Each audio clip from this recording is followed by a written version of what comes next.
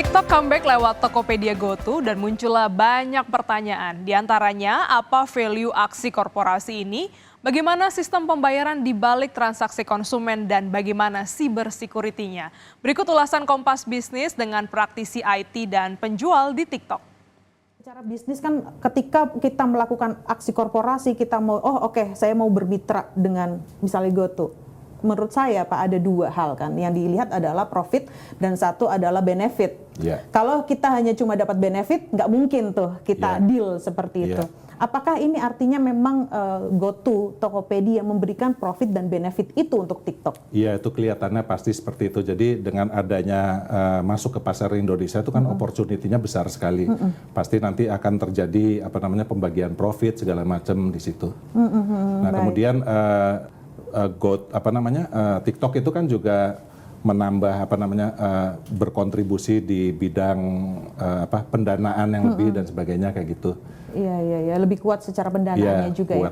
Di balik kita ngomongin hal teknis aksi korporasi ya Pak, secara value Pak. Apa sih yang bisa kita tangkap masyarakat mungkin dan stakeholders mungkin dan regulator mungkin ya Pak? Nah, ini sangat menarik karena kalau kita bicara value itu kita bisa lihat dari beberapa sisi. Yang pertama mungkin dari sisi penjual. Penjual itu merasakan kemudahan yang luar biasa untuk jualan di TikTok ya. Pada saat TikToknya tutup, penjualnya bingung mau jualan di mana lagi karena ini paling seamless itu di TikTok. Jadi penjual itu pasti diuntungkan, sangat valuable sekali. Kemudian dari sisi pembeli, tadi pembeli yang biasa beli sama TikTok itu bingung kalau TikToknya tutup. Sehingga TikTok itu juga memberikan kemudahan untuk para pembeli itu. Nah, bagi para pembeli dari platform lain mungkin belum pernah merasakan kemudahan di TikTok itu. Saya sendiri membandingkan memang beda experience ya. Kalau di TikTok itu mungkin kita melihat ada orang memperagakan sesuatu, saya tertarik, saya bisa beli. Kalau di platform lain kan nggak ada yang memperagakan. Saya cuma melihat kayak susunan menu kayak gitu, saya beli, saya bayar dan seterusnya. Tapi kalau misalnya saya melihat ada sesuatu yang menarik dan saya kepingin lihat barang itu seperti apa, saya mungkin lihat dari satu platform yang lain, streaming gitu. Oh, barangnya seperti ini, kemudian saya cari di mesin pencari, oh ada yang jual di sini-sini. Saya cari lagi tokonya, saya masuk ke situ, dia masih jual apa enggak ya, barangnya ada apa enggak. Jadi saya lompat-lompat berkali-kali, itu sangat tidak menyenangkan. Nah, kemudian itu dari sisi pembeli. Kemudian kalau dari sisi TikToknya sendiri ya, TikTok itu juga mungkin melihat Indonesia sebagai pasar yang besar sekali, jadi mereka tuh ingin masuk ke sini. Kalau dari sisi Tokopedia, Tokopedia tuh tengah menghadapi persaingan yang luar biasa ya dari pemain global, sehingga dengan masuknya TikTok ke sini, Tokopedia tuh sangat terbantu karena ada bantuan pendanaan, kemudian secara teknologi kan TikTok itu juga bagus sekali.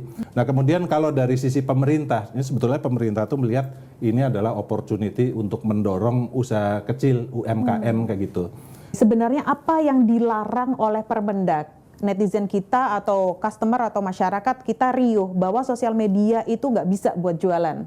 Oke, baik. Sebetulnya dari sisi peraturannya cukup jelas bahwa perusahaan social commerce dilarang memfasilitasi transaksi pembayaran. Nah, oleh karena itu transaksi pembayaran itu hanya dapat dilakukan oleh perusahaan yang memiliki izin e-commerce. Nah, sehingga dalam konteks TikTok ini boleh melakukan misalnya jualan melalui etalasenya, tetapi kalau misalnya ada pembeli ingin melakukan transaksi jual beli, dia harus menggunakan infrastrukturnya Tokopedia. Saya ingin didetailkan lagi Pak, tentang ini kan ada Permendak tentang bagaimana kita membeli, ada proses transaksi. Aturannya adalah etalasenya di TikTok, pembayarannya di Tokopedia. Front end, ada back end. Itu sebenarnya secara teknis, tapi bahasa awamnya itu seperti apa Pak prosesnya Pak? Jadi sebetulnya bahasa awamnya ini adalah pembagian tugas dan tanggung jawab. Jadi di sini TikTok itu bertanggung jawab untuk mengurus etalasenya. Jadi semua barang-barang yang mau dijual, mau ditampilkan itu ditaruh di etalasenya TikTok. Itu tanggung jawab TikTok. Kalau misalnya ada orang mau beli barangnya, dia akan dilempar ke Tokopedia. Nah, tapi antara TikTok sama Tokopedia ini sebetulnya ada integrasi di back end. Jadi sebetulnya integrasi ini membuat pengalaman yang seamless tadi.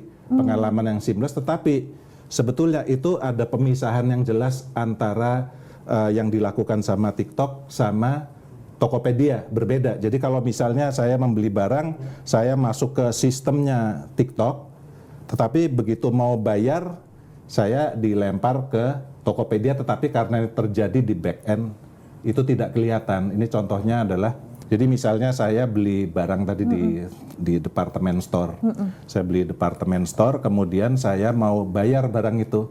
Saya ke kasir, saya bawa barangnya, ini saya mau bayar. Nah, kasir itu sebetulnya untuk membayar kan mungkin harus melakukan autentikasi kartu debit saya, atau misalnya saya bayar pakai QRIS atau pakai apa, itu sebenarnya transaksi perbankan. Jadi sebetulnya kalau kita melihat dari pengalaman di department store tadi, department store itu mungkin ngurusin etalasenya, habis itu ada penjualnya di situ yang ngurusin jual belinya, tapi pembayarannya lewat institusi lain. Ada satu saluran yang sangat cepat sekali di situ, sehingga tidak usah khawatir juga bahwa ada kelambatan di situ, karena kalau di IT itu semua proses itu berjalan sangat cepat. Secara cyber security keamanannya gimana, Pak? Karena itu terjadi dalam satu lingkungan yang terkontrol ya, itu tidak pernah keluar dari sistemnya TikTok dan Tokopedia. Nah, kedua sistem itu dia sudah memiliki sertifikasi keamanan, dan semua transaksi yang keluar masuk lewat TikTok dan Tokopedia itu juga dilakukan enkripsi. Contohnya kalau kita misalnya membuka situs lewat lewat PC atau lewat laptop, PC, laptop atau ini tablet ya, handphone, itu secara di belakangnya itu sebetulnya salurannya itu dienkripsi. Jadi bahasa teknisnya itu dienkrip, tapi bahasa non teknisnya yaitu salurannya aman.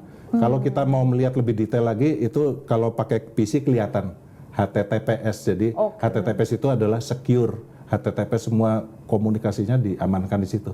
Sedangkan kalau kita keluar dari Tokopedia dan TikTok tadi, itu saluran bebas di luar itu, internet itu sangat tidak aman.